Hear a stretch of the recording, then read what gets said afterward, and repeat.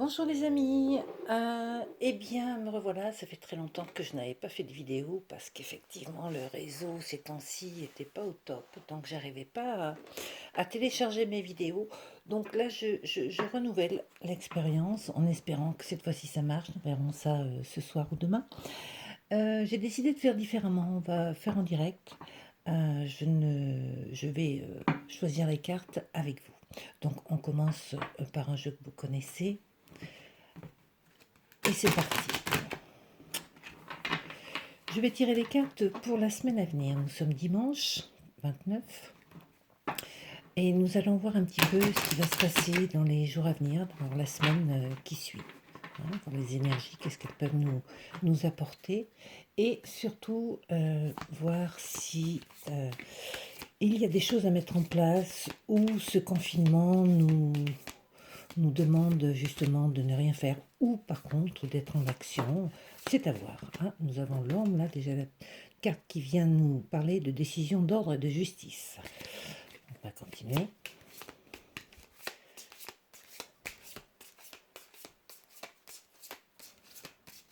J'espère que vous voyez bien. Oui, il me semble. Voilà, donc nous allons couper. Et nous partons sur l'aigle qui nous parle du père, de la structure, stabilité, chiffre 4, et l'homme qui est ressorti. Elle a voulu venir absolument, celle-ci. Elle a fait une petite sortie tout à l'heure. Donc la coupe, effectivement, nous parle de stabilité, d'équilibre, hein, justice, c'est-à-dire qu'il va falloir peser le pour et le contre, il va falloir bien s'ancrer dans des choses qui nous ressemblent, être recentré sur soi, être en équilibre avec soi. Voilà, on part déjà là-dessus. Et c'est parti.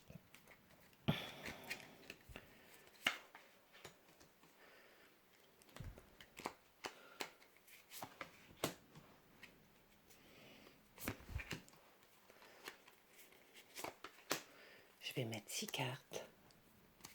La vidéo sera peut-être un petit peu plus longue que d'habitude, tant pis, on verra bien. De toute façon, on a le temps, donc je me dis... voilà, je mets donc 6 cartes et nous avons au dos de deck toujours l'aigle hein, qui est sorti tout à l'heure. Je la mets là. Je ne sais pas si vous voyez bien. Voilà. Allez, c'est parti, on commence. Première carte, nous sommes sur le chakra du plexus solaire. On nous parle de confiance, avoir confiance. Très bien. Alors, je vais faire comme d'habitude, hein, je vais les retourner assez rapidement et après je ferai la lecture plus précisément. Donc, on part sur la confiance, d'accord. Là, on nous parle de patience. Oui, effectivement, on est dedans. Hein. Les cartes ne se trompent pas trop. Troisième carte, on nous parle de fidélité. La fidélité à soi, aux autres, le lien. La quatrième carte nous parle de détermination, toujours de confiance. On a deux cartes qui nous parlent de confiance, hein, les deux qui sont l'une au-dessus de l'autre. La confiance dirigée, on l'avait déjà eu dans un tirage, je ne sais pas si vous vous souvenez, on parlait de détermination, de réalisation, de direction. Donc là, effectivement, le voyage est long, hein, on parle d'escargot, donc voilà, on nous parle de lenteur, mais on nous parle aussi beaucoup de réflexion et de choisir sa direction. On ne va pas n'importe où, n'importe comment. Donc, on continue. La voix intérieure, la chouette. Cette carte nous parle de prendre de la distance, c'est-à-dire que nous avons besoin de solitude, nous avons besoin d'être un petit peu seul avec nous-mêmes. C'est ce qui se passe depuis plusieurs semaines maintenant, mais je pense qu'il faut vraiment bien comprendre que ce temps-là qui nous est imposé, on a beau le dire, vous l'entendez beaucoup sur les réseaux, se retrouver, puisqu'on ne peut pas être à l'extérieur, soyons à l'intérieur de nous, vous voyez. Mais je pense qu'il faut quand même que ça soit constructif. Hein. Donc, on va en savoir un petit peu plus, mais cette vie intérieure nous vient aussi avec la carte du lâcher-prise. Donc, on va voir ça. Et nous avons la carte qui est en lien avec la fidélité sur la chapelle. La chapelle nous parle de guidance, de signes et de recueillement. Nous avons un jeu qui nous parle que d'intériorité. On est bien d'accord. Dans un premier temps, donc, on nous parle de confiance, de lâcher prise et de fidélité. Ces trois cartes nous expliquent très clairement que la seule chose à faire, mais ça je pense que vous l'aviez déjà un petit peu compris, on va couvrir après hein, pour compléter le jeu. La première chose à faire effectivement, c'est de prendre patience, d'être en accord avec ce qui se passe, hein, ne pas lutter contre tout ce qui ne vous convient pas, ça ne sert à rien. Avoir confiance en soi, effectivement, mais surtout peut-être avoir confiance en l'humanité, confiance en l'avenir. Et c'est des choses qui tout de suite sont peut-être un petit peu compliquées. On est plus dans la peur, malheureusement, que dans la confiance. On vous parle de lâcher prise, justement, toutes ces peurs, toutes ces craintes sur l'avenir, sur qu'est-ce qui va se passer demain, après-demain, et ainsi de suite. Et la peur de la maladie, il faut dire les choses comme elles sont. Euh, on vous préconise effectivement de lâcher l'affaire. Arrêtez de focaliser sur ces peurs-là. De toute façon, vous les montez en épingle. On connaît le système, tout le monde le connaît. Malheureusement, des fois, c'est inconscient, on n'a pas à s'en empêcher. Et s'il y a un travail à faire, c'est là-dessus. On vous parle de patience. Effectivement, il va falloir être patient. Euh, on vous parle de lâcher prise. Regardez, c'est une carte qui est très claire. Ces trois cartes sont très lumineuses. On est dans le vert, on est dans l'espérance. Donc, tout ce que l'on subit tout de suite, tout ce qui est lourd, pénible, euh, doit être pris de façon le plus positive possible. On vous parle de fidélité, de lien. La fidélité, le lien, c'est quoi? C'est être proche de nos familles, être proche de nos amis, effectivement, de penser à eux, de les aider s'il y a besoin, mais aussi de s'aider soi. S'aider soi, c'est-à-dire être fidèle à soi, être fidèle et confiant dans nos possibilités, et fidèle aussi à nos capacités à faire face à cette situation. Simplement, je pense que il faut réfléchir. Réfléchissez juste un petit peu pour vous dire est-ce que chaque jour qui passe, je fonctionne avec mes peurs ou avec l'espoir. Dans la balance, qu'est-ce qui prime? Essayez de vous poser la question. Là, les trois cartes en dessous nous parlent de détermination, de réalisation et de direction. La confiance dirigée, on parlait de confiance tout à l'heure avec celle-ci. Hein. Confiance dirigée, c'est-à-dire, effectivement, on peut avoir confiance en l'humanité, confiance en l'avenir, c'est mieux, mais peut-être qu'il faut cibler les choses. Peut-être qu'il ne faut pas non plus être, comme je dis dans le monde des bisounours, des choses pas très sympas peuvent arriver, effectivement. Direction, réalisation, détermination. C'est-à-dire que notre énergie, il va falloir la canaliser. La canaliser et lui donner un chemin. Ce chemin, vous allez l'emprunter, certes, mais vous allez l'emprunter de manière calme et posée. Je voulais vous parler de la méditation parce que c'est important et j'ai mis une vidéo hier ou avant-hier ou aujourd'hui, je ne sais plus, sur la méditation pour que vous compreniez bien ce que c'est. C'est-à-dire que c'est ça. Vous allez prendre une nouvelle route peut-être, en tout cas celle que l'on a pris tous et sur notre planète. Ces derniers temps, c'est une nouvelle route, on ne s'y attendait pas. C'est un chemin qu'on nous a obligés à prendre. Donc il va falloir utiliser ce temps de manière intelligente. Et effectivement, je vous l'ai peut-être dit dans un autre tirage, c'est le moment de non seulement lâcher prise, d'essayer de fonctionner avec l'espoir plutôt qu'avec nos peurs, mais aussi de diriger nos besoins, diriger nos envies, diriger nos émotions.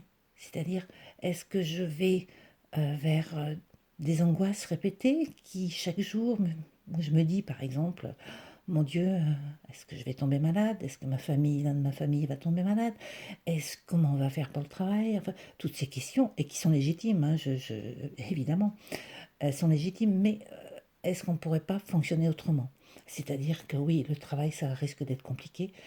Oui, peut-être que certains membres de votre famille ou vous-même et moi-même allons attraper cette foutue maladie, mais peut-être qu'il y a quelque chose à faire avant, peut-être aussi poser son esprit, poser son corps, et la méditation est là pour ça.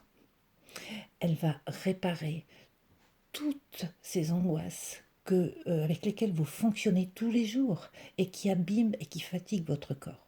Donc là, on parle de confiance dirigée, c'est-à-dire, dans la situation actuelle évidemment, c'est-à-dire réaliser, diriger, déterminer votre bien-être, c'est vous qui le gérez. Puisque de toute façon, nous ne pouvons plus compter sur l'extérieur. Et je dirais, c'est tant mieux. Parce que pour une fois, depuis bien longtemps, je ne sais même pas si c'est arrivé, nous sommes obligés de compter que sur nous-mêmes. Ensuite, nous avons la chouette qui nous parle de distance vis-à-vis des événements. Ça revient à ça. Prendre de la distance, elle est associée au lâcher-prise. C'est tout à fait ça. Prendre de la distance, et elle nous parle de solitude, qu'on a besoin de solitude, de silence. Bon, on en a. Hein. Pourquoi? Parce que cette distance vous permet euh, de vous éloigner de toutes ces peurs que l'on peut avoir, de toutes ces angoisses, de tous ces questionnements, de toutes ces choses qui font que vos journées sont quelquefois pas top et que vous vous sentez pas bien, oppressé, à ne pas savoir quoi faire, à tourner en rond. Et ça arrive à tout le monde. Je pense que tout le monde vit ce genre de situation des jours un peu plus que d'autres. Hein. Moi-même, donc si vous voulez, je peux imaginer qu'il y a des jours où vous vous levez, c'est plus l'angoisse et la peur qui prennent le dessus que l'espoir et la confiance. On est bien d'accord. Donc là, on nous dit de prendre de la distance. La chouette prend de la distance, elle regarde de loin. Hein. En plus, cette chouette, vous le voyez? Oui, vous voyez. Cette chouette euh, regarde du côté du passé. Ne regarde pas vers l'avenir, elle regarde vers le passé. Pourquoi? Parce que elle a tendance à ressasser, à voir ce qui lui manque, à voir ce qu'elle avait avant, à voir ce qu'elle ne pourra peut-être plus faire. Vous voyez, c'est quelque chose qui... elle n'est pas tournée vers l'avenir, absolument pas. Donc, elle est tournée aussi vers ses émotions intérieures, qui ressassent sans arrêt les mêmes choses. Donc, on vous dit, cette chouette se met à une vue très perçante, paraît-il, hein, et se met un petit peu à distance des choses et regarde ce qui se passe. Cette chouette va apprendre que ce besoin de solitude et de silence va lui permettre d'avancer, va lui permettre peut-être de penser à autre chose que tout ce qu'il y a derrière nous, mais plutôt de regarder ce qu'il y a devant nous, parce que malgré la situation, il y a des choses devant nous qui ne sont pas nécessairement négatives. On continue. La chapelle, qui est associée à la fidélité, le lien. Le lien affectif, hein, dans tous les sens du terme, hein, amical, amoureux, familial, etc. On parle de la chapelle, guidance, recueillement, signe. Alors, on ne parle pas de religion, on est bien d'accord. Moi, je ne parle jamais de religion. Hein. C'est pas quelque chose qui... c'est pas mon truc. Voilà. Mais par contre, guidance, recueillement, signe, simplement, on parle de méditation. La méditation, je ferai peut-être une petite vidéo là-dessus parce que je sens, il y a beaucoup de gens qui m'envoient des petits messages en me disant mais je ne sais pas comment faire, je ne sais pas. Vous prenez pas la tête, mettez-vous dans une pièce tranquillement. Mettez une petite bougie, mettez une ambiance si vous le souhaitez. Mettez-vous dans une position confortable et respirez. Ça serait que 5 minutes par jour. Au bout de 5 minutes par jour, vous allez augmenter votre temps. Vous verrez, après vous passerez à 10 minutes. Il est fort possible, je fais une petite aparté, mais il est fort possible que pendant ces 5-10 minutes de méditation, il y ait plein de choses qui passent dans votre tête. Des choses qui n'ont rien à y faire à ce moment-là. Par exemple, il faut que j'aille faire des courses. Les informations de ce matin n'étaient pas bonnes. Est-ce que j'ai pris de nouvelles de mes parents? Vous voyez, toutes ces choses-là vont certainement passer. Laissez-les passer. Ne les retenez pas. Dès le moment où vous voulez les retenir en vous disant « Oula, non, mais il ne faut pas que je parte là-dedans », vous contrôlez. Donc, vous ne laissez pas les choses être fluides. Laissez-les passer. Je peux vous assurer qu'au bout de quelques temps, quand vous allez continuer à méditer, tous les jours, ça serait bien 5-10 minutes, vous allez laisser place petit à petit à quelque chose de plus fluide. Concentrez-vous sur votre respiration. Concentrez-vous sur ce qui se passe dans votre corps.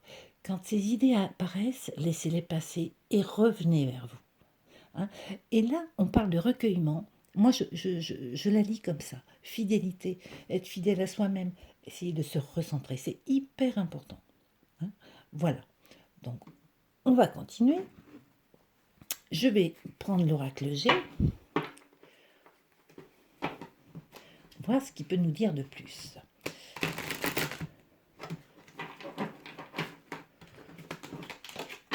Merci de nous donner un message clair pour la semaine du 30.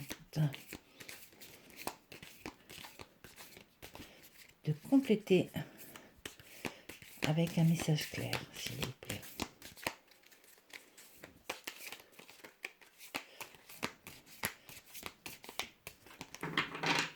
Voilà, je coupe. Donc nous avons le serpent et l'abondance. C'est plutôt sympa.